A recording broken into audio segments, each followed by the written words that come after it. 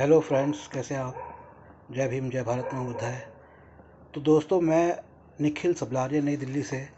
और जैसा मैंने अपने पहले के वीडियो में बताया है, तो मैं इस वीडियो में भी आपको बताऊंगा कि कैसे बाबा साहेब जी से प्रेरणा पाकर मैंने समाजवाद का अध्ययन करते हुए कार्ल मार्क्स जी को पढ़ा, और वर्षों के, महीनों के और कई दिनों के बड़े ही कठिन परिश्रम के बाद उनकी जो पुस्तक है दास कैपिटल, पूंजी, उसका एक अध्याय मैंने हिंदी में अनुवाद किया और पहली बार उसके ऊपर मैंने हिंदी में टिप्पणी दी।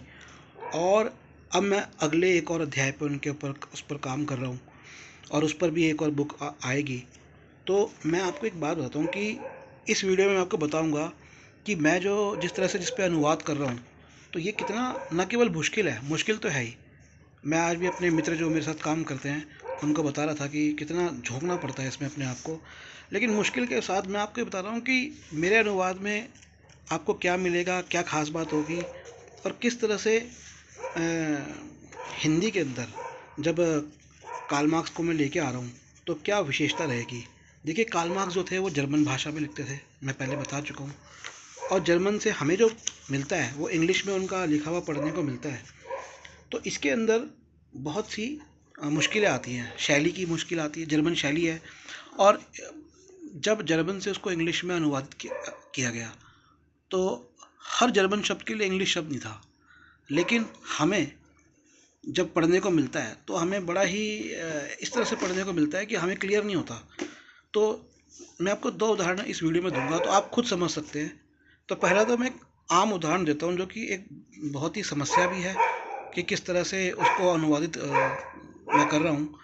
तो जैसे कि एक वर्ड है मैन्युफैक्चर। तो मैन्युफैक्चर का मतलब होता है निर्माण। एक हिंदी में शब्द आता है विनिर्माण, और मैन्युफैक्चर का मतलब ये भी होता है कि उत्पादन करना।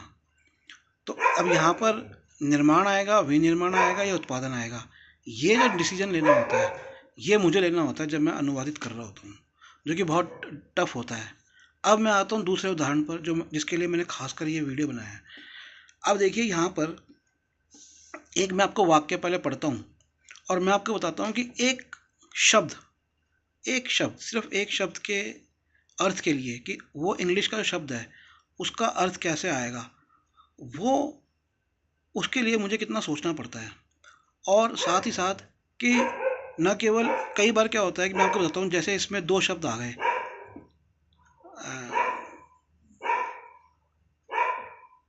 Truck system.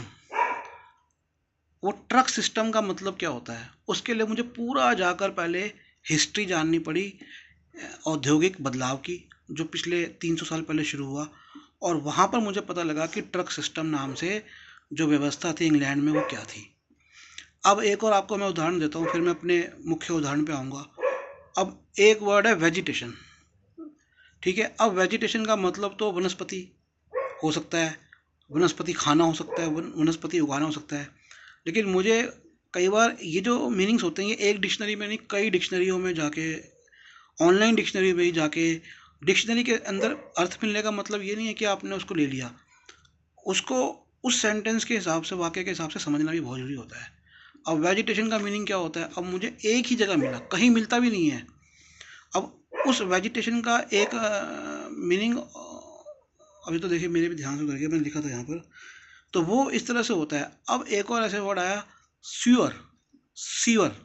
अब जो सीवर होता है वो तो हमें पता है, सीवर गटर से संबंधित होता है। लेकिन उसका एक और मीनिंग भी होता है जिसे हम सीवर बोलते हैं, मतलब दिखने में एक जैसा होता है, सीवर जैसा होता है, लेकिन उसका अर्थ कहीं नहीं मिलता। वो होता है सीवर माने हाथ से सिलाई करने वाले, जो सुई से, वो भी स्पेशल सुई से। अच्छा, सिलाई हाथ से सिलाई, मशीन से नहीं, सुई से हाथ से सिलाई, सीवर। तो ये है। तो अब जैसे मैं आपको बताता हूँ, अब जो मेरे सामने, ये तो मैंने आपको बहुत छोटे एक एग्जाम्पल बताया। अब मैं आपको बताता हूँ कि देखिए कैसे मुश्किल आती है। तो मैं इतनी जो मेहनत करके आप तक लेके आ रहा हूँ, आप प्लीज़ ये पुस्तकें हमसे लें, और हम जो भी आपसे दाम लें आप उस दाम में लें, क्योंकि इनमें बहुत ज़्यादा मानसिक परिश्रम, बहुत मानसिक परिश्रम, बहुत खोज, एक मैं कह रहा हूँ भारत में एक विशेषकर जो हिंदी भाषी लोग हैं, चाहे वो भारत के हों जो हिंदी समझते हैं, नेपाल के लोग हों या पढ़ सकते हों, नेपाल के लोग तो पढ़ सकते हैं, बांग्लादेश के समझ सकते हैं, पाकिस्तान के भी समझ सकते हैं, बेशक वो पढ़ ना पाए हिंदी। महाराष्ट्र के लोग पढ़ भी सकते हैं, समझ भी सकते हैं। तो गुजरात तक तो समझते ही हैं, तमिलनाडु, उड़ीसा तक भी ऑलमोस्ट समझ लेते हैं, पढ़ नहीं पाते हैं, उड़ीसा में पढ़ लेते हैं। और आजकल तो हिंदी दक्षिण के राज्यों में पढ़ाई जाती है। तो ये जो मैं आप तक लेके आ रहा हूँ ना, आप इसको भाषा के हिसाब से ये देखिए कि ये इतने सरल भाषा में और इतनी गहरे खोज के बाद और इतना दिमाग लगाने के बाद आप तक जो नॉलेज आ रही है, ये नॉलेज नहीं आती। मैं आपको एक एग्जांपल देता हूँ कि कुछ किताबें जिनका गवर्नमेंट ऑफ इंडिया ने ट्रांसलेशन कराया था आज से लगभग 30 साल पहले, और उसमें कुछ कुछ ट्रांसलेशन के लिए भी 10-10 हज़ार रुपये उन्होंने दिया था, जो आज उस समय की वो प्रॉपर्टी के हिसाब से लगाओ तो 20-20 लाख रुपए बन जाता है। अगर उस समय की 10 हज़ार रुपये की प्रॉपर्टी किसी ने दिल्ली में ली होती तो प्रॉपर्टी 20 से 25 लाख रुपए की है। तो आप समझ रहे हैं कि आज के हिसाब से 20 से 25 लाख रुपए उनको मिला उस टाइम पे, तब भी वो अनुवाद खराब है। तो ये बौद्धिक कार्य बहुत मुश्किल होता है, क्योंकि कोई भी व्यक्ति पैसे दे के आपने किसी ट्रांसलेटर को, किसी बुद्धिजीवी को पकड़ा, आपने कहा भैया मेरे को करवाना है, आप गवर्नमेंट हो, व्यक्ति हो, आपने उसे पैसे दे दिए। अब प्रॉब्लम ये है कि जब वो आपके सामने 500 पेज का ट्रांसलेशन लेकर आएगा, 100 पेज का या 10 पेज का भी लाएगा या 1 पेज का भी लाएगा, आप उसे पैसा दे सकते हो, लेकिन आप चेक कैसे करोगे कि वो सही कर रहा है कि नहीं कर रहा? उसके लिए आपको किसी और को रखना पड़ेगा, और जो दूसरा कर रहा है, तीसरा कर रहा है, उसका कैसे पता लगेगा कि वो सही कर रहा है, गलत कर रहा है? तो ये एक बहुत जटिल काम है, बहुत मुश्किल काम है। ये पैसे से नहीं होता, ये सिर्फ वो लोग कर सकते हैं अच्छा सा, जो दिल से कुछ करना चाहते हैं। जैसे मैं दिल से चाहता हूँ कि आप लोग विद्वानों को पढ़ो, जिनमें से कार्ल मार्क्स एक विद्वान है। तो अब देखिए, मैं आपको एक चीज़ बड़ी ज़बरदस्त बात बताता हूँ। अब देखिए क्या है, सेंटेंस पहले बताऊँगा और बताऊँगा इसकी खास बात क्या है। सेंटेंस को सुनिए। This industrial revolution which takes place spontaneously is artificially helped on by the extension of the Factory Act to all industries in which women, young persons and children are employed। मैं आपको थोड़ा सा इसका मतलब बताता हूँ, मोटा मोटा ये कहना चाह रहा है कि जब औद्योगिक बदलाव आए, देखिए एक और बात मैंने अपनी किताब में खास करी है कि मैंने औद्योगिक क्रांति को नया नाम दिया औद्योगिक बदलाव। अब तक उसे क्रांति क्रांति, अरे क्रांति किस बात की है? वो क्रांति कोई नहीं है, वो बदलाव है। हम उसे ऐसी, क्रांति का एक अलग अर्थ होता है, वो सकारात्मक अर्थ होता है, लेकिन ये तो पूरा पूरा नकारात्मक रहा जो बदलाव रहा। वो आप जब पुस्तकें पढ़ेंगे, मेरी पहली पुस्तक श्रम का विभाजन और निर्माण पढ़िए, और इसके ऊपर अगली पुस्तक 2025 में आएगी, जिसपे ये काम चल रहा है इस समय, ये जिस पे काम चल रहा है ये आएगी 2025 में। और उससे पहले एक डॉक्टर अम्बेडकर जी की बुक आएगी, आपको मिलेगी, शूद्र कौन थे और वे भारतीय आर्य समुदाय में चौथा वर्ण कैसे बने। खैर, अब इसके ऊपर आते हैं। तो अब ये जो सेंटेंस है, अब देखिए ये सेंटेंस बेसिकली ये कहना चाह रहा है, ये कहना चाह रहा है कि जब औद्योगिक बदलाव आया, ठीक है, तो उसको बढ़ाया गया आर्टिफिशियली। कैसे? फैक्ट्री एक्ट द्वारा, फैक्ट्री एक्ट लगा के, मेन ये कहना चाह रहा है। अब यहाँ पर अगर मैं इसका अनुवाद करूँ तो यहाँ पर वर्ड आता है स्पॉन्टेनियसली, ठीक है। तो ये कहता है this industrial revolution which takes place spontaneously. अब मैंने स्पॉन्टेनियसली का मैंने सोचा भैया मैं इसमें क्या डालूंगा, और ये कहना क्या चाह रहा है। अब देखिए ये बात कहना चाह रहा है कि औद्योगिक बदलाव जो आया, अब कैसे आया वो महत्वपूर्ण है, उस पर मैंने विचार किया। आगे वो कहता है कि औद्योगिक बदलाव जैसे ऐसा आया, मतलब ऐसा मतलब डैश, मतलब आप उसको खालिस्तान रखिए, वहाँ पर वर्ड है स्पॉन्टेनियसली। अब मैं स्पॉन्टेनियसली में क्या डालूंगा? अनायास डालूंगा, अकस्मात डालूंगा, अयोजनाबद्ध डालूंगा, कौन सा ऐसा शब्द डालूंगा जो शब्द इस वाक्य को स्पष्ट करे। क्योंकि इस वाक्य के बाद वो कहता है कि इस बदलाव को कृत्रिम रूप से फैक्ट्री एक्ट, फैक्ट्री अधिनियम जो इंग्लैंड में आया उसके द्वारा, और ये आई थिंक 1861 में फैक्ट्री एक्ट आया था वहाँ पर, उसके द्वारा इसको बढ़ाया गया, ठीक है। अब देखिए, अब मैं यहाँ पर जब मैंने कहा मैं ये स्पॉन्टेनियसली वर्ड का कौन सा वर्ड डालूँ, तो मेरे को इसी पे सोचने लगा। अब इस पूरी प्रक्रिया को समझिए, इसके लिए मुझे पूरी ऐतिहासिक औद्योगिक इतिहास की प्रक्रिया को समझना पड़ा। अब औद्योगिक इतिहास की प्रक्रिया में हालांकि अगले वाक्य में कह रहा है कि इसको कृत्रिम रूप से, ये जो घटना घटी कि मशीनीकरण हुआ, इसको कृत्रिम रूप से, मतलब इसको इम्प्रोवाइज किया गया, इसको बढ़ाया गया, फैक्ट्री एक्ट। लेकिन जो पूंजीपति, जो संसद में, पार्लियामेंट में वहाँ की बैठे, ये पूंजीपति ही या तो फैक्ट्रियाँ डायरेक्ट चलाते हैं, मालिक होते हैं उनके, या फिर ये और जो नेता बैठते हैं उनके साथ मिलके काम करते हैं, ठीक है। तो जाहिर सी बात है, तो मैंने सोचा कि भाई ये जो आया है स्पॉन्टेनियसली तो नहीं आया, ये तो जर्मन से उन्होंने एक वर्ड डाल दिया स्पॉन्टेनियसली, लेकिन हिस्टोरिकल बैकग्राउंड में वो स्पॉन्टेनियसली मतलब अनायास नहीं आया, क्योंकि फिर बाद में उस पर फैक्ट्री एक्ट लाया गया। मतलब योजना थी, तो जब योजना थी तो मैं उसे स्पॉन्टेनियसली के लिए अकस्मात नहीं डाल सकता, मैं स्पॉन्टेनियसली के लिए अनायास नहीं डाल सकता, मैं स्पॉन्टेनियसली शब्द के लिए अयोजनाबद्ध ये भी नहीं डाल सकता, मैं स्पॉन्टेनियसली के लिए संयोग ये भी नहीं डाल सकता, क्योंकि संयोग नहीं है, क्योंकि उसके ऊपर बाद में वो फैक्ट्री एक्ट लेके आ रहे हैं। मैं स्पॉन्टेनियसली के लिए अचानक वर्ड भी नहीं डाल सकता, क्योंकि अचानक तो नहीं हुआ, क्योंकि ये छोटे छोटे चेंजेस करते रहते थे पूंजीपति। तो मैं इसके लिए क्या वर्ड डालूं, ये है ना मुश्किल। तो मैं इसके लिए अब मैं सोच रहा हूँ, देखिए मैंने सोचा नहीं है वीडियो बनाते हुए कि जो आगे जो कहता है कृत्रिम रूप से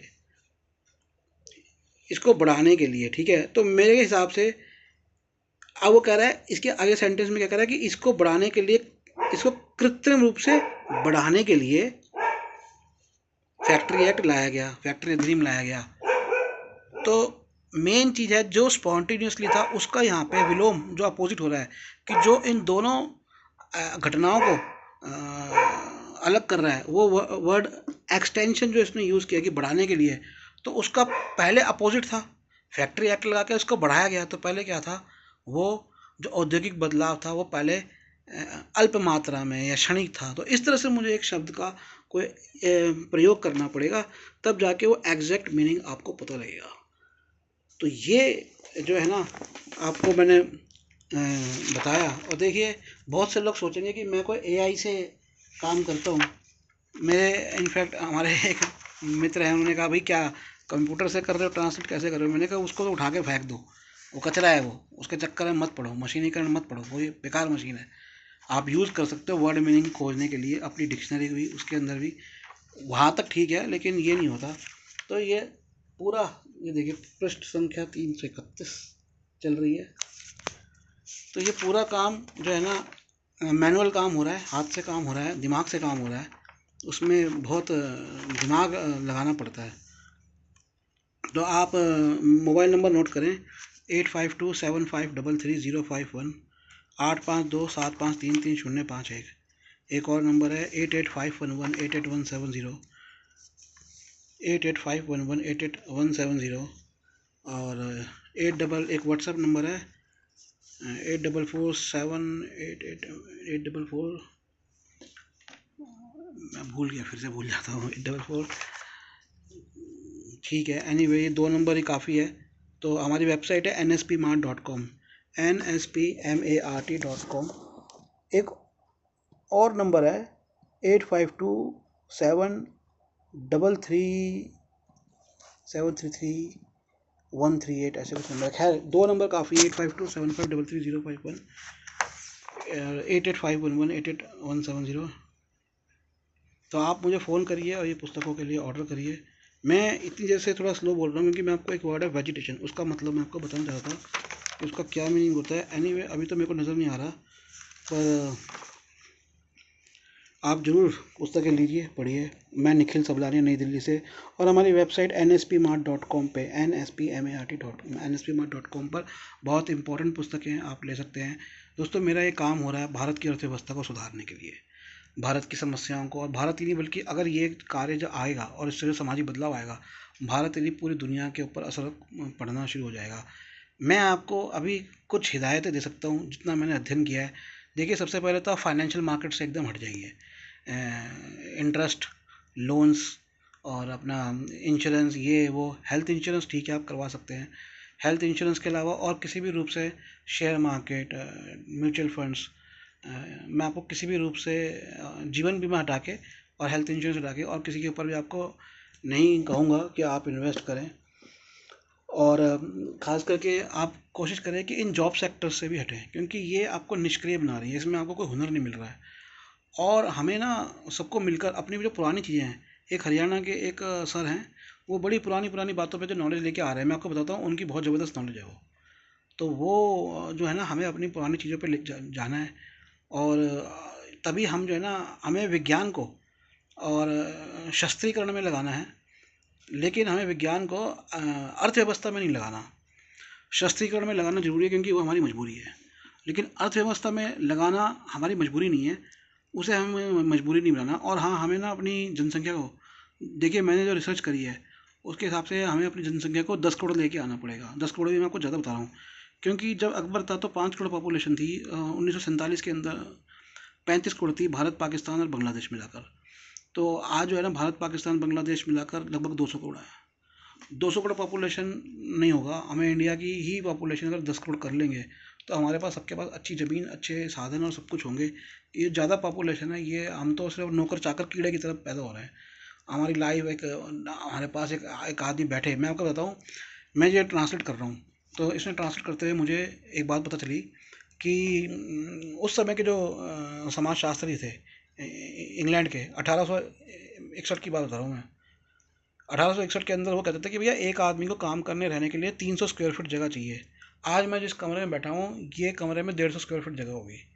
10 बाय 10 का कमरा भी लोगों को बड़ी मुश्किल से मिल रहा है। तो वो तो उस समय कहते थे, सोचिए, हमें तो बल्कि डेवलप होना चाहिए था। एक एक आदमी कम से कम एक 50 गज के, 100 गज के कमरे में आराम से आलीशान बैठ के रहे। मैं ये नहीं कह रहा कि आप सीमेंट का कमरा बनाइए, मट्टी का कमरा बनाइए, बढ़िया बनाइए, खरपाल का बनाइए, लेकिन बात यह है कि स्पेस भी नहीं है ना। खाने के लिए भी जो है ना, कम पॉपुलेशन होगी। आज हम कितना भी उगा लें, ना तो उसके रेट मिल रहे हैं और चीज़ें ख़राब हो रही हैं। तो कम पॉपुलेशन में सोच समझ के उस हिसाब से चलें तो ज़्यादा बेहतर है।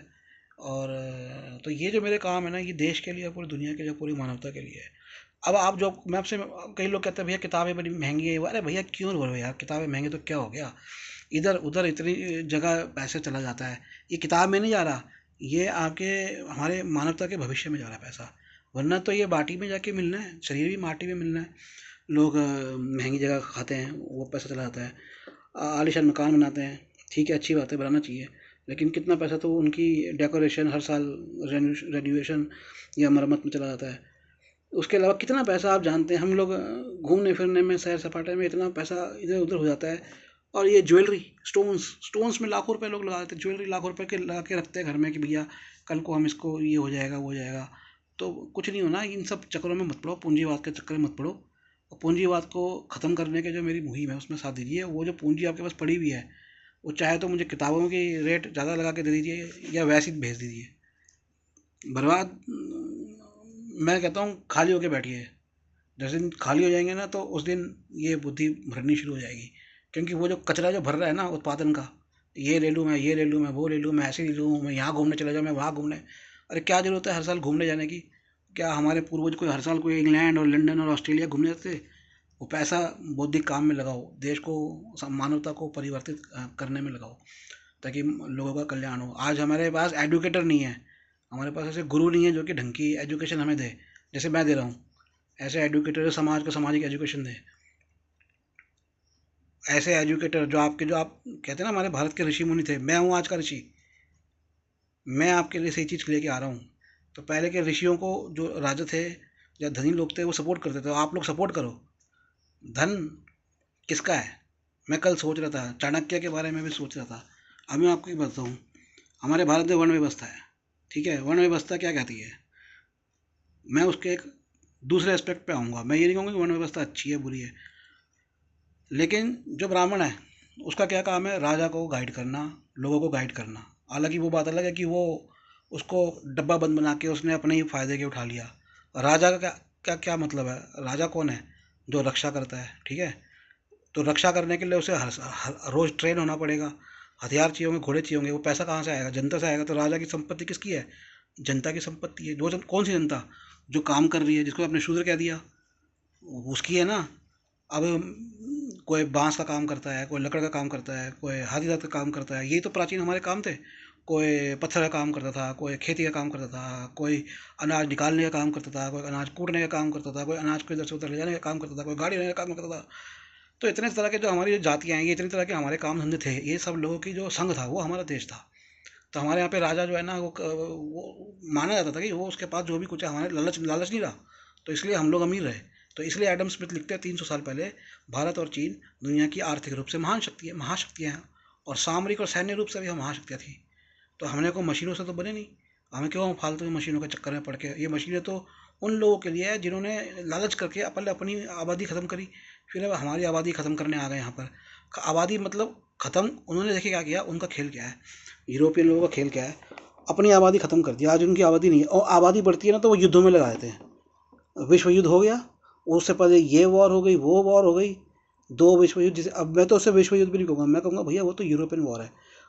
2 यूरोपीय ने अपनी वॉर में लगा दी, उसके बाद कभी वियतनाम वॉर, उसके बाद ये वॉर और फलाह वॉर और इराक वॉर और अफगानिस्तान वॉर। उनको अपने बंदों को, गोरों को ख़त्म करना है।